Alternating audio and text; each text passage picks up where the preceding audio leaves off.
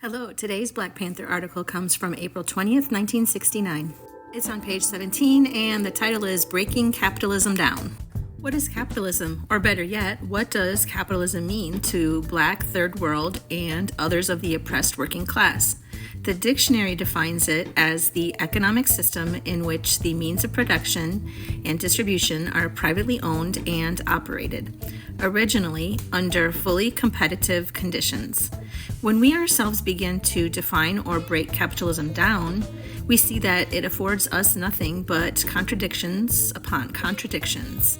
Historically, capitalism and the Industrial Revolution never intended to involve the masses except in the role of the exploited.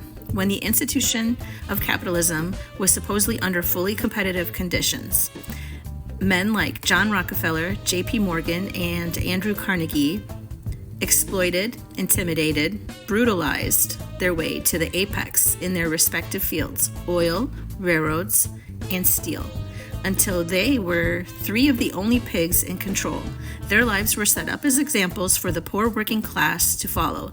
These men, according to the Jive history books, rose from poverty to riches through hard, honest work, employing the virtues of thrift and perseverance.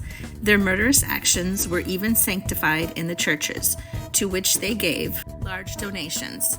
Their positions as oppressors were justified as the implementation of nature's law, survival of the fittest. Certain reactionary assumptions were propagated at this time concerning the capitalistic economic system. Number one, the economic system should be controlled by the natural aristocracy, those who through competition proved to be the strongest and funkiest pigs, and therefore the most capable of controlling the system for the benefit of all. In reality, these were the men who, by their very nature, were the most ruthless and avaricious, and who had no benevolent plans in mind for any of the people. Financing of charities, churches, etc. grew out of guilt, complexes, and patriarchal feelings these pigs had for the masses. Number two, the government should confine its military and policing activities to protect property of the businessmen and to maintain law and order so that it would benefit the existing economic structure. Capitalism. The celebrated foundations of the American government are being audaciously ignored. Governments are instituted among men, deriving their just powers from the consent of the governed. In other words, the sole purpose of any government is to organize its powers in such a way that will most likely affect the safety and happiness of the people. The laws are established by the government in order to promote the general welfare of society. Black people especially know that America's racist pigs hide behind this ideal. They have instead chosen the counter-revolutionary premise that the laws should be enforced primarily to protect property rather than people. Number three, the poor and the slum conditions under which they are forced to live are inevitable in a competitive capitalistic system.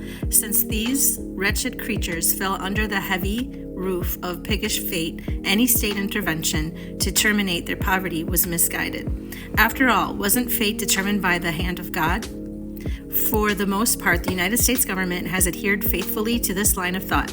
Besides vacillating anti-poverty programs that divide our people, distributing a few stale crumbs among them, the government remains beneficial to only a few while millions die in poverty. The last assumption is perhaps the most contradictory.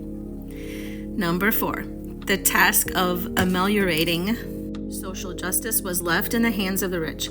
How can a bourgeois capitalistic class who obtain their wealth and power from the blood and sweat of the masses be expected to alleviate their condition?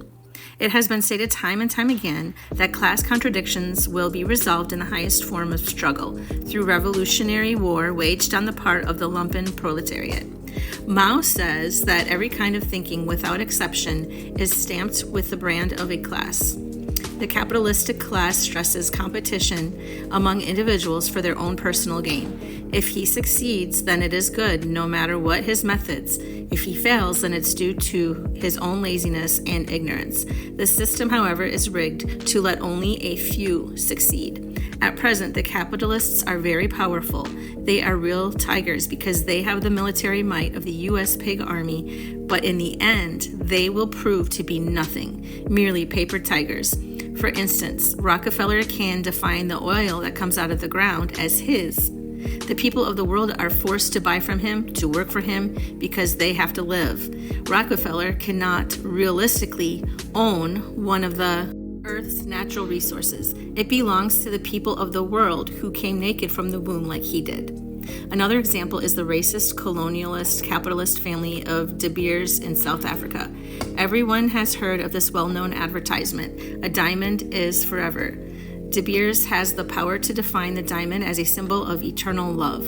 Even black sisters act in his desired manner. They all desire the beautiful glittering stones that were raped from the mines of Africa, regardless of the bloody sacrifice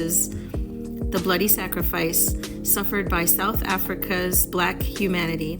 The avaricious De Beers just wipes away the blood, revealing the dazzling diamond and the enduring myth. If anything, the diamond is defamed and symbolic of nothing more than oppressive capitalism. Capitalism manifests itself in many detrimental ways to impoverished humanity. It must be destroyed, not reformed.